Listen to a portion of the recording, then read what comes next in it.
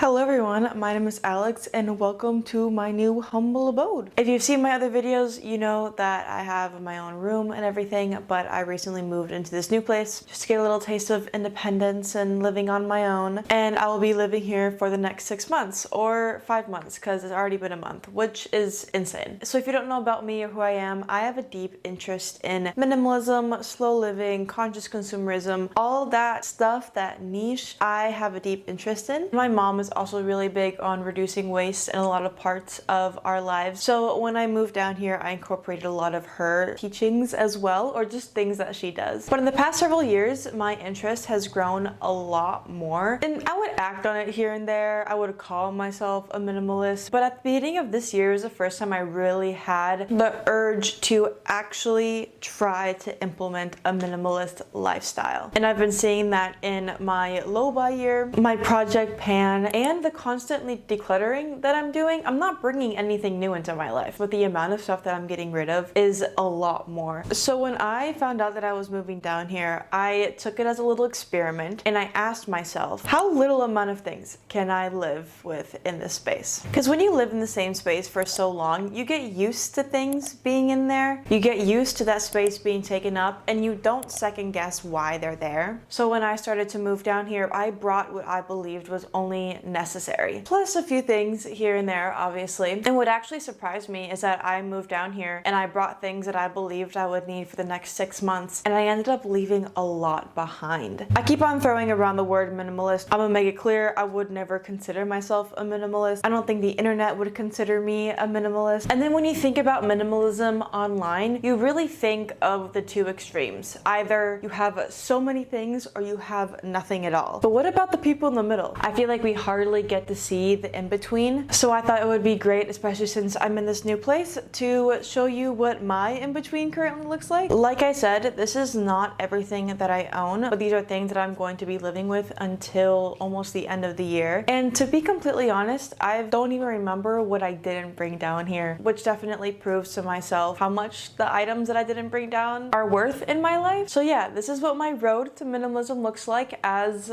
a 19-year-old. All right, let's talk about the bathroom first. When it comes to my minimalist slash low buy slash project pan journey throughout 2025, my bathroom and glam items have been the categories that have changed the most. This year, I've used up 36 items, and 32 of those I will not be repurchasing. Either I just found that it didn't really have a use in my life, or I found better alternatives or replacements. So this is what my current countertop looks like. I like to use my travel containers for my countertop so that I don't have the large containers just in my face. And all of my backstock or things that I don't use on a weekly basis, I have managed to keep in here. I also try to keep my shower items to a minimal. I think at this point it is where I am happy with it being. I don't think I'd be able to minimize anymore. One of my most recent purchases is glycolic acid. I think I dwelled on purchasing glycolic acid for over a year, and I'm going to use them up and see whether or not it's worth it to continue. If I don't see any significant changes, I won't repurchase it. And that's kind of how I roll when it comes to a lot of my things. I have hormonal acne. I've been on Accutane twice because the first time it just did not work. And so my skin has been kind of hooked on some expensive stuff. This is like a Vichy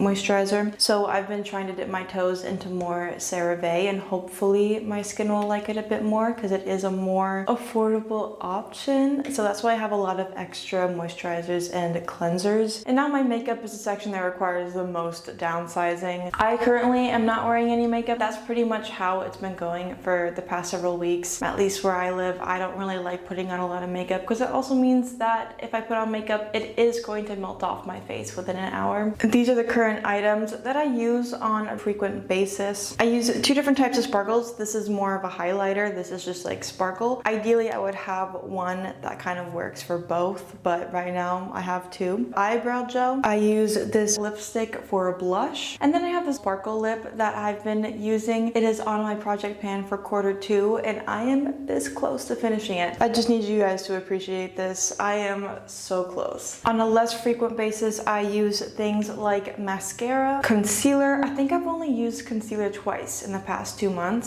Setting powder. I have a pencil for freckles, but I've been having so many freckles recently because of the sun, because it's summer, so I don't really use this as much. And this perfume, which I've been trying to use more and more recently because I'm trying to finish it up because I don't like to wear perfume. One of my low buy rules this year was to not buy makeup, and so far I have succeeded. I really only buy things that I use frequently, at least once a year or maybe even once every 2 years. And my mascara, concealer, and eyebrow gel all ran out at the end of last year, so I am set for maybe a year and a half. I do have items that I am actively trying to work through, and those are these items right here. Almost all of them are lip products. I have the shimmer gloss that I am so close to being done with. I have a shimmer tint nourishing lip shimmer and a charming cranberry lip gloss, and then the perfume. I've tested them already and they're great, but with those, my makeup collection kind of looks a little bit like this.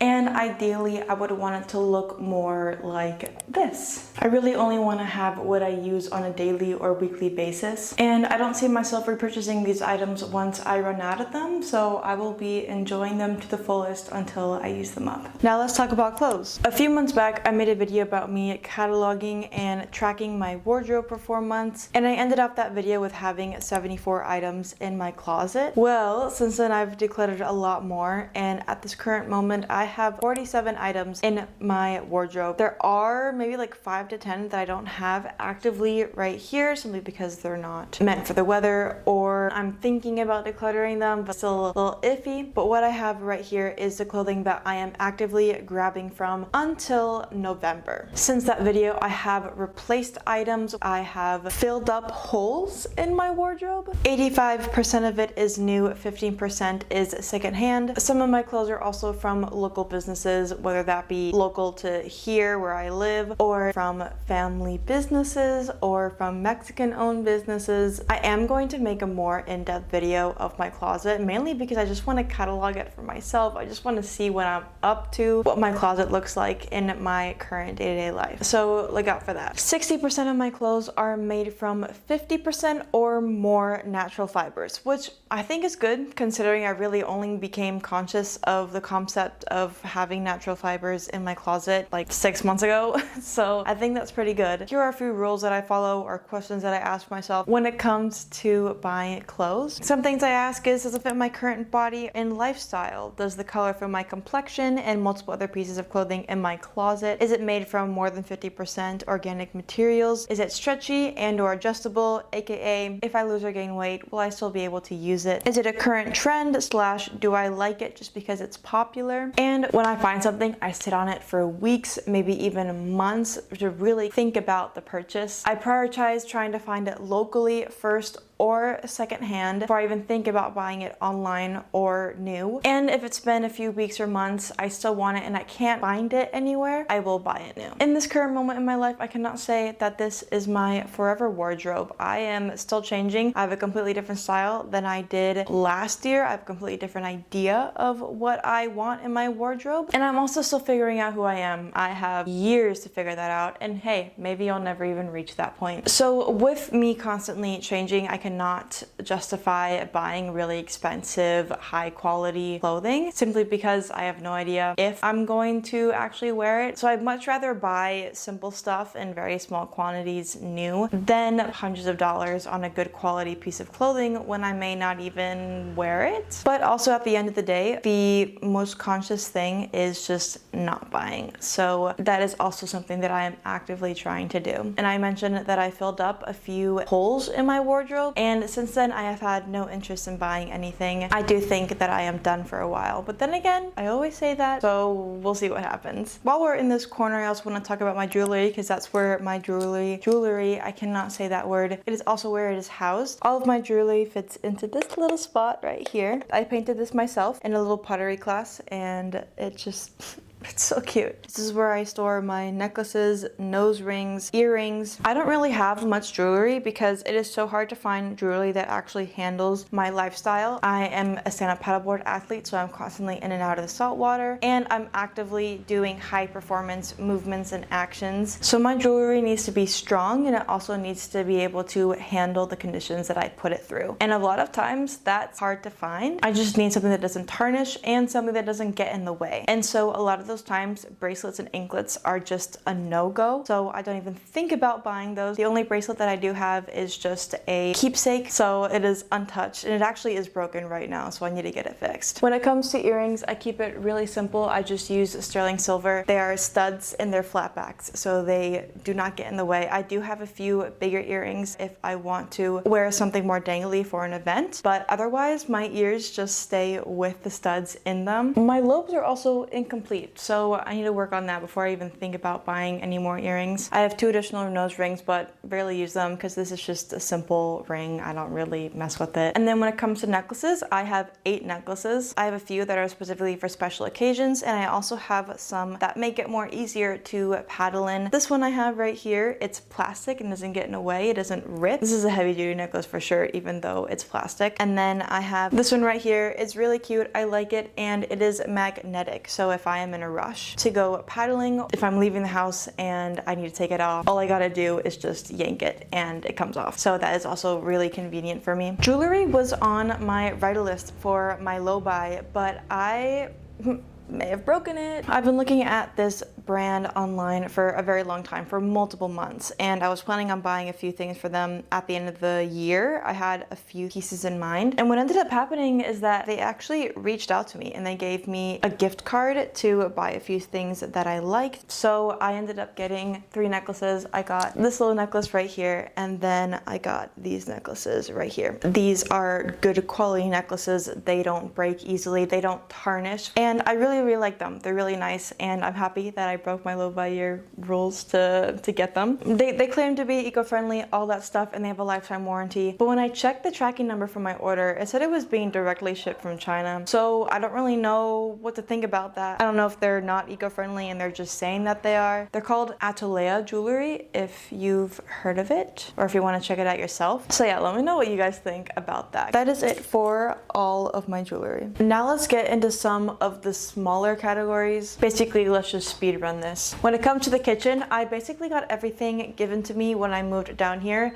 I only bought 5 things. I really only need 1 pot, really only need 1 pan, really only need 1 cutting board. My cooking is limited in this place, so that really is what works for me. When it comes to electronics, all of the electronics that I'm currently not using go in here. Everything that is not in here, I am actively using around the area. If you guys can hear the rain, no, you can't. You guys can't hear it. Decor is another thing for sure. When I moved down here, I didn't buy any decor. I used what I already had. A lot of the stuff that I've had, I've been gifted or I made myself. Like these little whale sharks and the starfish, I made myself. The little candles over here, those were gifted to me. They are like really fancy wedding candles. I work in weddings, so those were left over, and I didn't have anything to hold them. So I made myself little candle holders. Another large part of my decorating is greenery. I like to decorate with greenery. If you look around my space, you'll probably realize that the only plants that I have are pothos. Essentially, those are the only ones I can keep alive. And then there's books. I currently only have 3 physical books in my possession, 2 of which I am being lent to, so once they are read, I will be giving them back. Most, if not all of my reading is done on my Kindle. I got this secondhand at the beginning of 2024, and I use a digital library card to borrow my books. So with the amount of money that I've saved borrowing books, I think I've paid for my Kindle 2-fold, maybe even 3-fold. So this was a great investment. Let's talk about stationery items. Stationery items are definitely the ones that I'm trying to get through. I have a lot of pens, notebooks. So these are definitely some of the things that I do have in excess in my space. I'm the type of person that likes to write out things on paper, analog style. I don't really like writing down notes on my phone, and I journal basically every day. So my pens are going pretty quickly. Tote bags are definitely my weakness. Not in the sense that I keep on buying them, but just the sense that I have a lot. I recently got 2 tote bags in this last quarter. So those are definitely things that are in my space. I'm not the biggest fan of having them, but they serve a purpose. I just think I have a little too many of them. Shoes, I only have 3 pairs of shoes. I have indoor sneakers, outdoor sneakers, and flip-flops. That's really all I have right now. That's really all I need. Now let's go into the little storage areas that I have in my space, just to get an idea of how I organize things and where everything is. So inside my closet, this is where I have my current tote bags that I'm using. These are my bathing suits. I only have 3 pairs of bathing suits, which is surprising considering I live literally next to the beach. I only have 1 backpack. Down here, I'm just storing things like my camera, drone, some extra tote bags, computer cover, pillowcases. I use this old water bottle to water my plants. And then I have an extra journal. This is my bedside table. I have my iPad, my chargers, and my 3 books that I have. Almost everything extra is stored in this little cart right here. I have my hard drives, hair clips, AirPods, cleaning stuff, medicine, and vitamin C. These are my extra notebooks. On the second level, I have my notepads, all of my extra stationery. The stuff that I'm currently using is right here. I'm currently on the color green in my journal. But this is all the extra stuff that I'm currently working on, and this is other miscellaneous stuff that I have. So notebooks, and then down here are my paints, sewing stuff, and string. Right here I have more grab and go stuff. So I have my shoes, towel for the beach, I have my little Alexa here, my keys, money, walking pouch, and then I have other stuff for groceries, my digital camera. I do have stuffed animals. I have 1, 2, 3 stuffed animals. Probably too many. The Nintendo as well as the TV are not mine. They've just fortunately found their home for the next few months in my space, which I'm not complaining because I love having a TV. And then, yeah, this is my kitchen. Most of it's just groceries or things that were already in the space. Some things that I do is that I get my spices in bulk, so I don't have any extra packaging. I also get eggs without any packaging. So that's basically it. I have no idea how long this video is going to be, so I don't know how much it's going to seem like. Last year I posted a room redecoration video, and just seeing how many things were in there, I loved the way it looked. But after a while, the amount of things that were in that space just started eating at me, and I started taking things out. I would take out so many things. I would feel no difference, as if those things weren't there. So it really just kind of put into my mind, like, what's the point in having those items in my space? I don't even notice their absence. So what importance did they even bring to me? What meaning was attached to them? And honestly, there was barely anything. And so when I go back into that room, I'm definitely going to have to see what I'm truly going to keep in there and what I'm not. This year has just been so mind-altering just in the way I think about items in my life and bringing items in my life. Last year I considered myself a minimalist, and I kind of had to check myself and be like, no, Alex, no, you're not a minimalist, and you still haven't gone through the thought process of what it means to be a minimalist. I don't even like the thought of adding a label to it, because then it makes me try to reach an expectation that's been set, that is set as a societal norm, when I don't want to be a societal norm. I just want to live in my space with the things that only bring happiness and joy to me. And part of me wonders if I will ever reach that. Part of me wonders if I will always feel the constant need to declutter, or because I'm so young, my frontal lobe has not developed fully just yet. Maybe this is something that I don't see long term for myself, but as of now, I feel no restrictions. I feel no limitations in the lifestyle that I'm actively trying to reach. I don't see the need for me currently reaching it now, because I still have so much more of my life to live and myself to figure out. So currently there's no need in my life for that extreme to be reached. I hope that made sense. I also think it's nice to see someone who does this lifestyle in a non-performative way. I wouldn't consider myself performative, because who am I performing for? No one. But everyone who makes a living off of sharing this lifestyle online does in some sense perform for the camera, or have a level of performity to their content. So what I have is not aesthetic. What I have is not the most organized, it's not the most pretty. That's also another reason why I thought it was nice to share, because I'm not performing for anyone. So this is like real, my lifestyle and how I want to live it. I also want to make a video like this just to see where I'm at. I love looking at my old videos as kind of time capsules. So this will be another one of those time capsules. That's enough of my rambling. Let me know if you have any questions. And and I will hopefully catch you guys later. I have a few more videos planned for the next few weeks, so stay tuned for that. Bye bye.